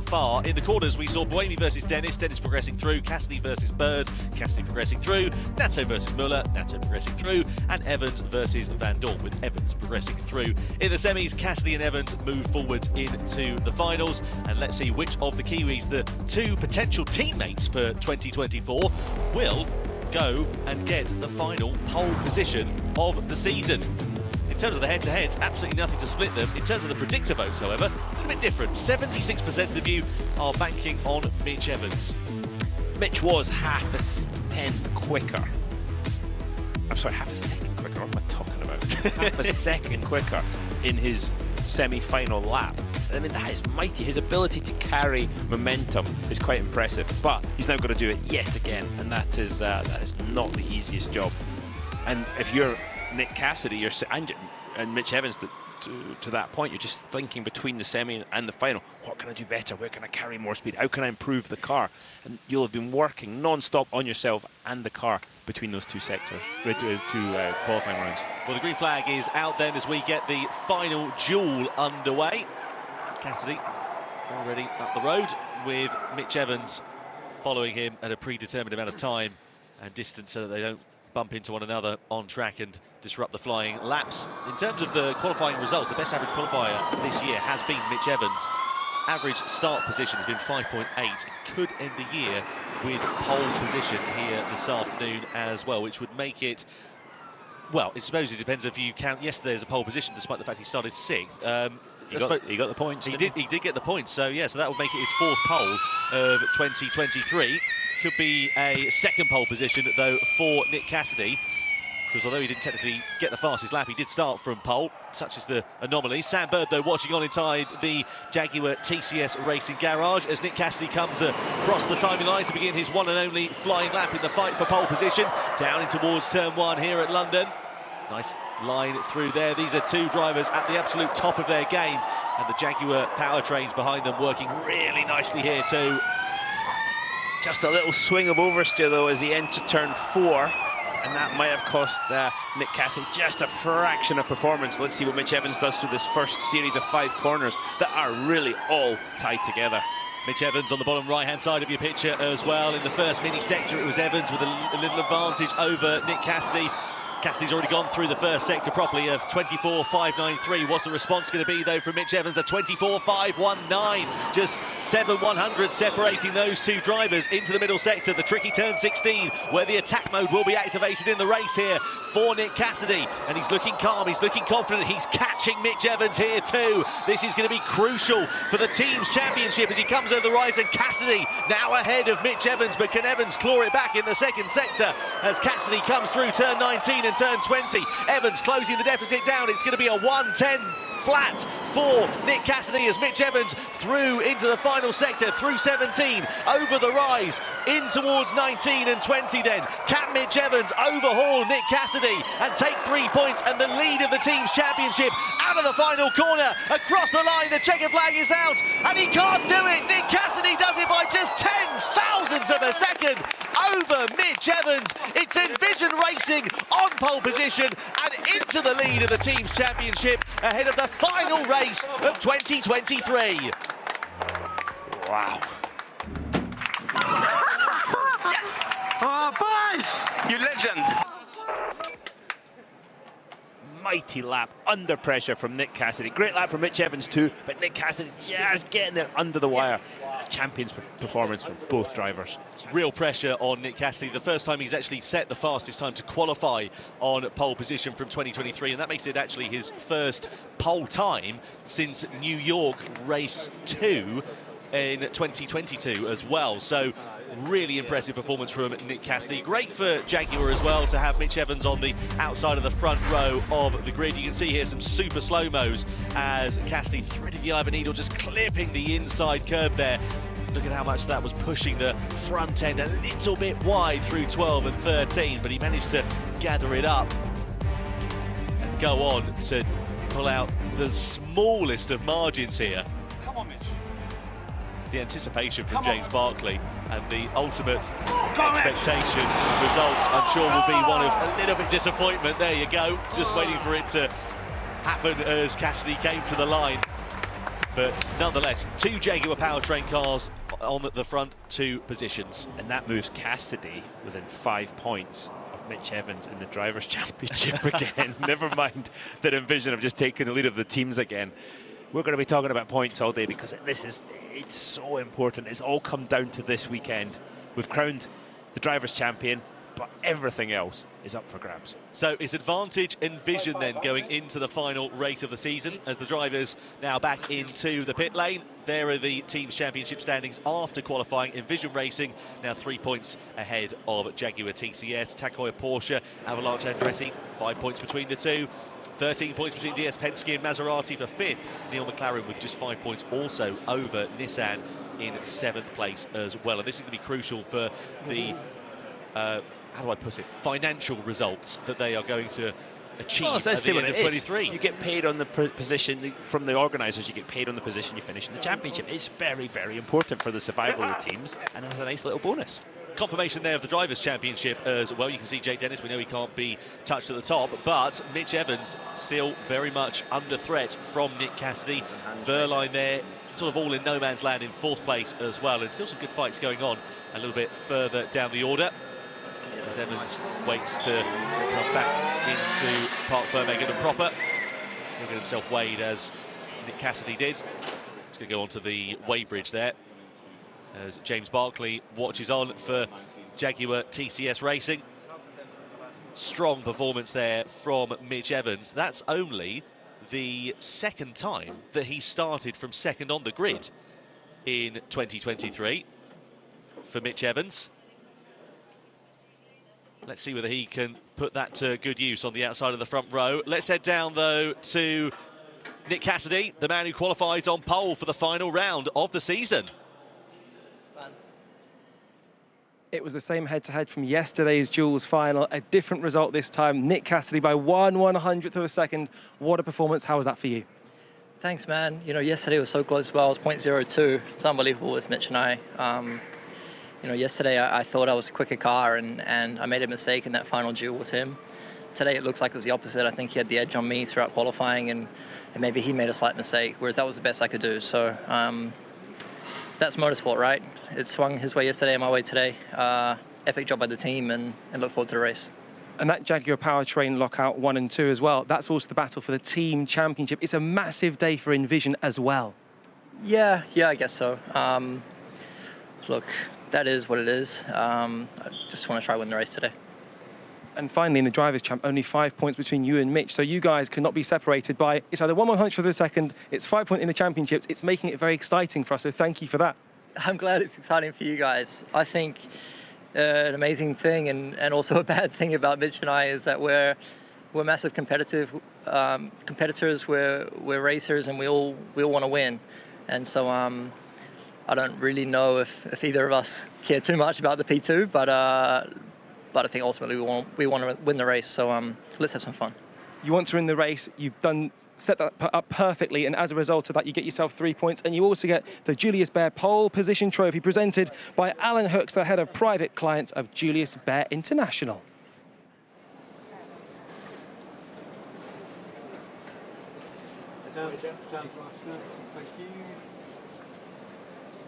Oh, huge congratulations to Nick Cassidy. Pole position number 2 of 2023, according to the stat books. This is him coming through the final corner and across the timing line. And that was the moment he knew that he'd done all he could in his quest for pole position. Good to see him looking a little bit more relaxed. He seemed tense and stressed after quali yesterday. He had a very un-Nick Cassidy day yesterday, both on track, but also his demeanour was it's just not him, just the way he was yesterday, and it's good to see him. Sort of a bit more relaxed, a bit more himself. But yeah, a tough day, and it ended in very difficult circumstances too. Not really anything of his doing though. Oh, you're quite right. Let's head down to see what Mitch Evans' thoughts are. Qualifies on the front row. Mitch, as a fan of Formula E, we love it being as close as it is between you and Cassie. What's it like to drive once again on the front row, this time a reverse of yesterday's performance? Yeah, I mean, a full credit to Nick. I think he did a really, really good lap. I think both our laps were strong. I just wish I could do the last corner again because I think I was slightly up and I just didn't get a good run onto the main straight, and that was the difference. But both laps were strong. I think the low 10s were the kind of limit for these cars around here for the moment. So yeah, full credit to them. Obviously the points would have been nice, but we can still race well from there. And just very quickly, a huge day for Jaguar in terms of the team championship. yeah, obviously it's going to be a bit of a ding-dong match between us and Envision. Obviously, yeah, for that I would have liked to, obviously get the points for the team, but obviously the main card's obviously later on, and we can hopefully score better than them and finish off on a high. And obviously our main focus is this team's championship. We can't wait to watch it race well today, mate. Cool, thanks guys. Good to hear there from Mitch Evans as he takes the front row in the Jaguar.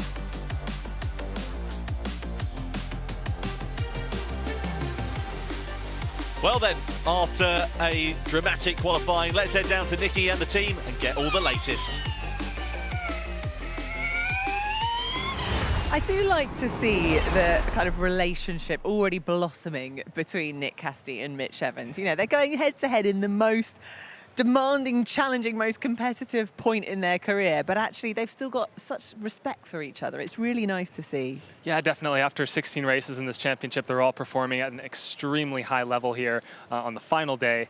And yeah, two drivers that are friends, but they want to beat each other as well. I mean, it's such a good point, you know, how we always know Formula E is very competitive, and year after year, you know, the times get closer and closer, particularly in the qualifying sessions.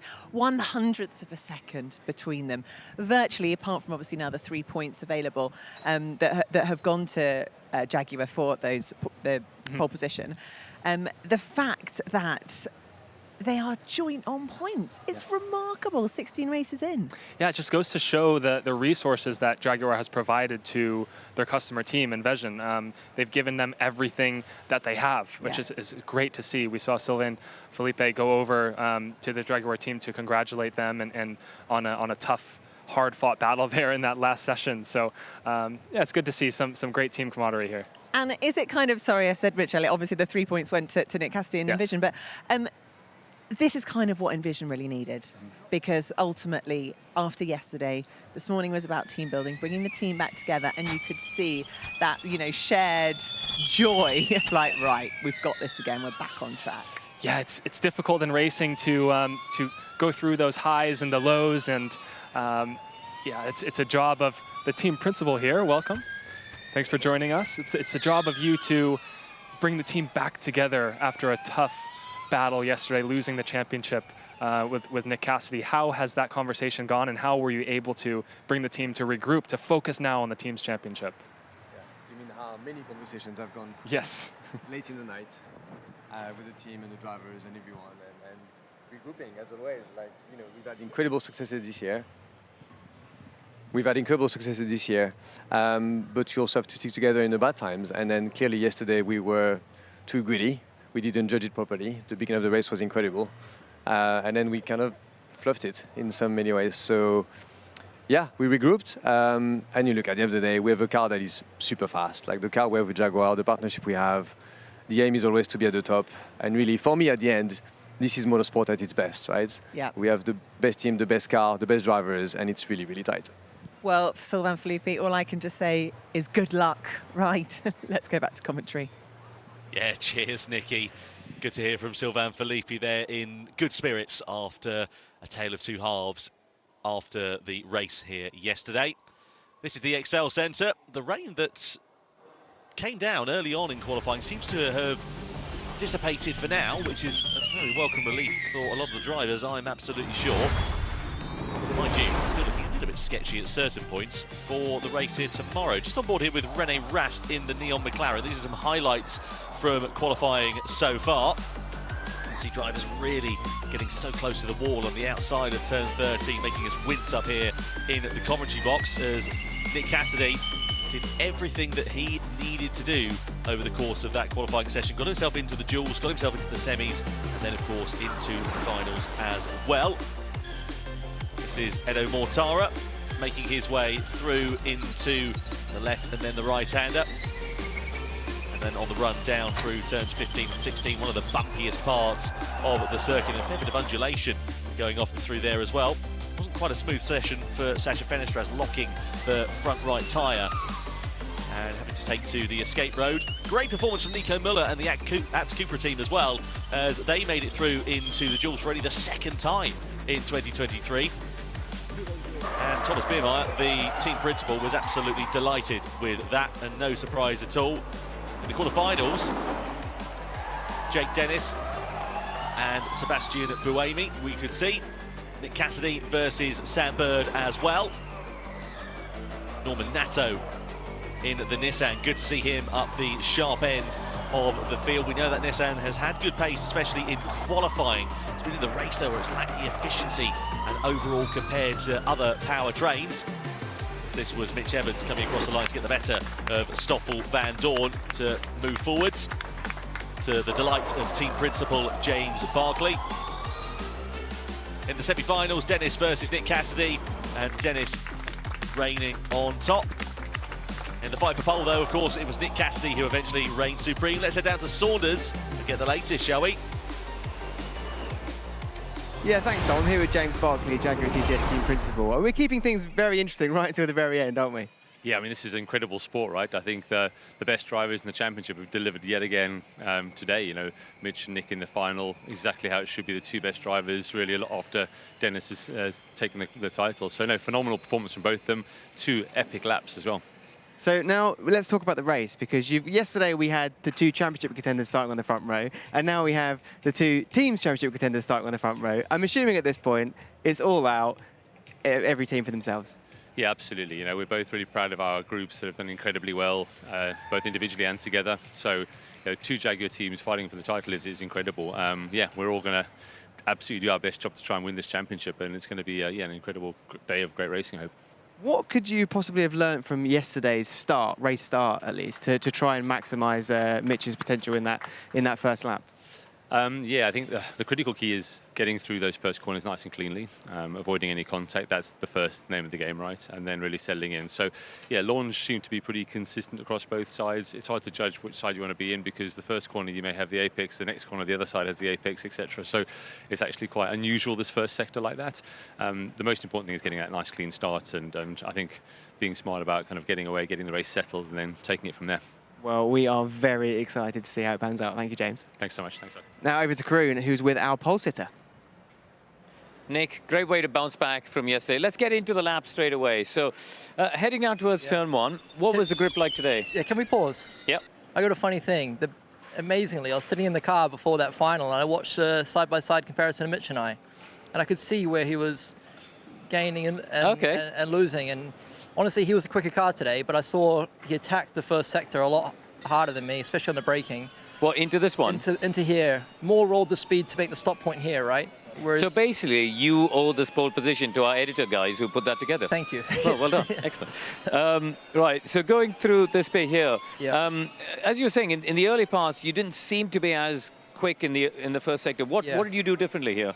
Yeah, so basically just attack more on the entries. But I think you can see today, compared to yesterday, we were talking about my tyres. I'm in a much better window today. Well, I want to talk about your steering inputs here, because it looks like you've had a few bites of the cherry there. Watch your hands. Here, actually here, if you go back, there's the only moment on the lap where I thought maybe it wasn't ideal. I basically got caught on the compression. I couldn't turn the steering wheel anymore. There. Yeah, you've had like 2-3 goes at it. Yeah, and that was... And then a massive amount of lock. That was a lack of guns. Okay. And then turn 9 here, this is where you're going outside. Was it drizzling at this stage? Was it okay? No, it was okay. I focused a lot more on exit here today compared to yesterday, trying to make the car straighter. And here today, honestly, I wasn't as quick as Mitch, and I just tried to take way more risk. Yeah, I was going to say, there. I mean, that is pretty on the edge of where you wanted to be, isn't it? Thanks to our damping specialists. I think they got that well. Yeah, because actually, I'm going to ask people to watch your hands here over these curbs. You know, it does look like the car doesn't really move. You want to watch how close you were to the wall? Yeah, okay, let's do that. I'm surprised I'm not in that fence, man. Go on, let's go. How do we do that? Oh my God. Well, let's zoom in. I mean, that is... Yeah, I think that I took massive risk. I gained a 10th.5 here compared to my other duels. Wow, okay. And then a 10th.5 at this next braking. And obviously, you could see against yourself on the dashboard of your car, but for people at home to understand, you don't know what time Mitch is doing. You only know against your previous best lap. Yeah, exactly. Right, down here, this is where you made the mistake yesterday. Yeah, and I was on the edge again, slightly, like, I wouldn't be much wider, wouldn't want to be much wider than that. Yeah, and then, what's your mentality like here? Because, you know, you've done most of the hard work. That there as well, super close. Yeah. Couple of corners to go. Are you still, you know, is it a I want to just close the lap out, or is it what's your psychology To be like? honest, I was also missing a 10th to Mitch in 1920, so I knew that I had to improve on myself. Okay. Yeah, I braked later. I tried to go a bit straighter on the braking and then turn in later. Wow, look at him on a steering lock there, though. Yeah, and just before that, I'm more on the nose. If you see the moment on the entry. Yeah, you had a bit of correction and then wind the lock on. Yeah, yeah. And you get onto the surface, right? So as soon as you get there, it turns. Yeah, but then last corner, good traction, good drive up to the line. Were you happy with that? Honestly, I was. I don't think we were the car for pole today. I think Mitch was. Yeah. I think we were yesterday. I didn't put it together, and maybe he was that today. So it's nice to have those battles, right? Did you sleep all right after yesterday? Because it was a tough blow to take, I imagine. I woke up at 2 a.m. I thought it was a nightmare, and it wasn't. All right, mate, listen, you got one last chance to put a smile on your face. Good luck for today. Thanks so much, man. Cheers. Cheers, buddy. No. Well, there we have it. I mean, it's all very well having Mitch and Nick on the front row of the grid, but let's not forget what happened yesterday. I mean, there was so much carnage and chaos on track. Being at the front, you know, we originally said, well, at least it means you're staying out of trouble. You're at the front of the grid. You're not going to get, you know, mixed up in all the melee behind. But actually, who knows what's going to happen in the course of this race? Well, the problem was yesterday that Nick didn't stay at the front, did he? He got back and involved with all kinds of other stuff. So my plan would be to get up the front and run and hide from all the lunatics behind, if possible. That is certainly easier said than done. From again, you know, the team's perspective, what Envision have done with that pole position, you know, they obviously did regroup this morning. How much of an impact is that going to have on them? Just, you know, it's 3 points in the grand scheme of things. Might not mean that much, but it's 3 points. How much does that mean? I think it's huge. As you mentioned earlier on, you could see how much the team feel or appear to be unified and together. Following that pole position, that meant so much to them. It's given them a boost. They've bounced back from the incredibly disappointing day yesterday, and they know that this is important. They're all, it appears, even Buemi sitting there watching that final lap there, he was cheering and clapping too. I think they are a unified team. Yeah, it's good to see a smile on Sebastian Buemi's face. It doesn't happen very often. But there is another driver who's doing phenomenally well, actually, this weekend. Great to finish on a high for him. Norman Nato, who will be qualifying in P3, is with Radzi. Norman Nato, we were very excited there. We thought potentially it could have been your first Jules final of the season. Wasn't to be, but you must be pretty happy. Yeah, I knew it's going to be tough. Like when I saw it was against Mitch. All the Jaguar Pro trainers really impressive like this season, and especially this weekend where all of them are pretty much in front. So yeah, I was like, I have nothing to lose. I tried to put a lap together. It was not a bad lap, but just not enough compared to them. In the team championship, a lot of people are talking about first and second, and then the other battle for third and fourth. But with yourself, actually, you could be somebody who puts a real spanner in those works. What's your aim for the race today? Well, to be honest, like it's their job to fight for it. For me, I will just do my race. I also have to bring some point home for my team. So I'm not really thinking of the team championship, to be honest. Fair play. Race well today. Thank you. Well, there we are, Norman Nato, hopefully bring home some good points for the team. So this is almost it. A couple of hours we'll be going into the race. Dario, final thoughts? Well, you saw Norman Nato there. Everybody's got different goals today. Some guys are driving for teams championships. We crowned the drivers' champion yesterday. Some people are just driving for their careers, for their livelihood going forward. Yeah. But whatever happens today, it is going to be an absolutely crazy race yet again. Chris, we've set it up nicely for you. It's going to be an exciting end. It is. I think everybody wants to finish on a high. They want to end this season on a positive note, but there is still that massive opportunity to become teams world champions. So, yeah, the teams Envision and Jaguar are still really, you know, battling out for that big goal. And as two Scotsmen, there's a lot of big financial difference between first and second in the team's championship. It's such a good point. We're talking, you know, potentially up to 6 figures difference. Oh no, there's more than, it's big 6 figures difference between first and second. Okay, big 6 figures then, which has a huge knock-on effect when you're talking about developing your car for next season and the performance. And of course, you know, once you're fighting at the top, you want to do it again next year, don't you? Oh yeah, and you want the pride of being team's world champion. Well, we will find out. Do join us. Racing gets underway in less than 3 hours. It's the final showdown here for the Hankook London E-Prix, and we cannot wait to see who will be crowned the team's champion here in London. See you shortly.